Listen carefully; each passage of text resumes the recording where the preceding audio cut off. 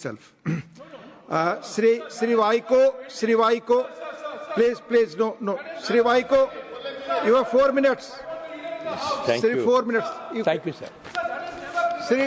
Sri Vaiko, please complete.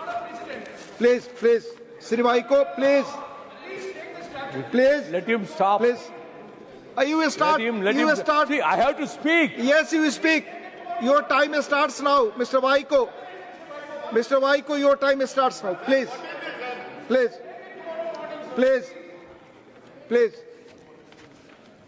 Honorable Deputy Chairman, sir, I rise to oppose this obnoxious, anti-federal, anti-democratic, anti-secular bill.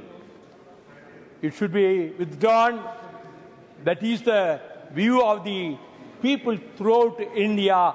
The Muslim community is very much disturbed. They are in fear psychosis because many things have happened.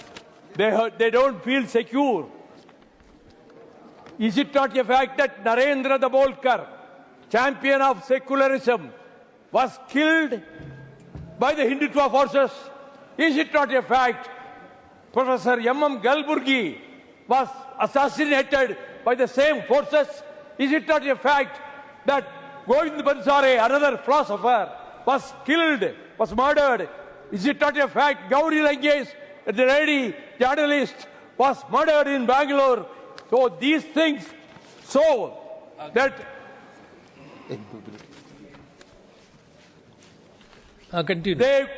they feel insecure. The Waqf Amendment Bill 2025 was passed in the Lok Sabha yesterday amidst strong criticism, dharnas and agitations. The bill proposes major changes to the Waqf Act of 1995 by introducing sweeping changes in the governance and regulation of Waqfs in India. We from the opposition parties are strongly opposed to this bill because it strikes at the very root of democracy. We vehemently oppose this anti-minority bill because it is prima facie unconstitutional, divisive and anti-minority. Anti-Muslim agenda of the bill was obvious, but what was so obvious was the bringing of the Waqf administration largely from state governments to central government. That should have been anathema to every state government. But unfortunately, this aspect has gone almost unnoticed. Until now, the Waqfs in the states and even Hindu endowments have been largely monitored and managed by the state governments. But now in case of Waqf, the proposed amendments provide for, among others, framing of rules, management of records and data, and even prescribing of ordinary forms for registration and submission of reports, etc.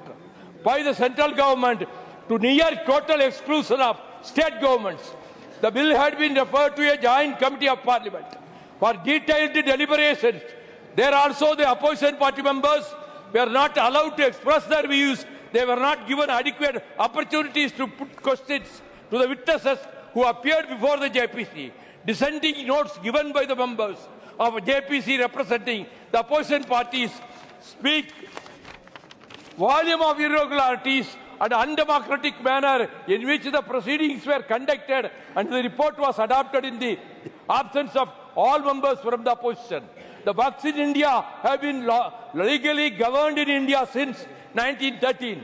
The Muslim Waqf Validating Act was enacted in 1913 during the British period. This act was replaced by the Musalman Waqf Act 1923, and later on in the Free India the Waqf Act was strengthened by incorporating various provisions. This bill brings sweeping changes in the present enactment and takes away the rights of the minority communities. In the earlier law, in the case of dispute resolution of the government land, considered as Waqf property, Waqf tribunal would decide the matter. In the present bill, it has been provided for that the state government may by notification designate an officer above the rank of collector, hereinafter called the designated officer, who will decide whether a property is Waqf or government land, and the decision being final.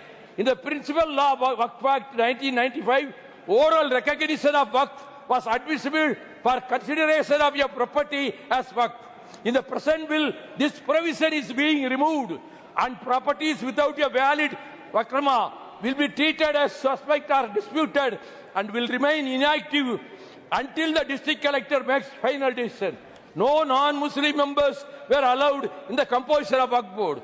This bill provides for appointment of non-Muslim CEO and at least 2 non-Muslim members to the state Waqf Boards. It would lead to undermining the integrity of these religious bodies, and the non-Muslim members lack comprehensive understanding of the cultural and religious practices of Islam.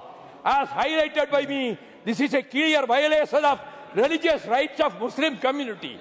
This bill infringes upon the freedom of religion as provided under Article 25 of the Constitution and the autonomy of the Muslim community to manage their own religious affairs. This bill also provides greater powers to the government over waqf properties, including involvement of district collector or a designated officer notified by the state government in property disputes.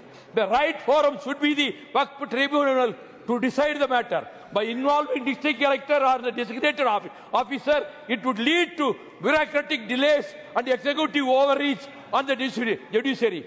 Therefore, the Waqf Amendment Bill 2025 is a direct assault on the constitutional rights and the sanctity of Waqf properties, endowments dedicated to community welfare. 1 minute, sir. If this encroachment goes unchallenged, it will set a dangerous precedent, threatening religious and cultural community assets across India. This is not just about Waqf, but it is about the fundamental right to protect religious endowments, defend constitutional guarantees, and resist state overreach into community interest. I therefore oppose this bill tooth and nail with all the forces under my command. It should be rejected lock, stock and barrel. Thank you, Mr. Vaiko. Now, Mr. Milind Devada. We have got 5 minutes. You know, we have still left with 22 speakers. So everybody will have to adhere by the time which has been allotted to them. Sir, इससे पहले कि मैं महाराष्ट्र शिवसेना एकनाथ शिंदे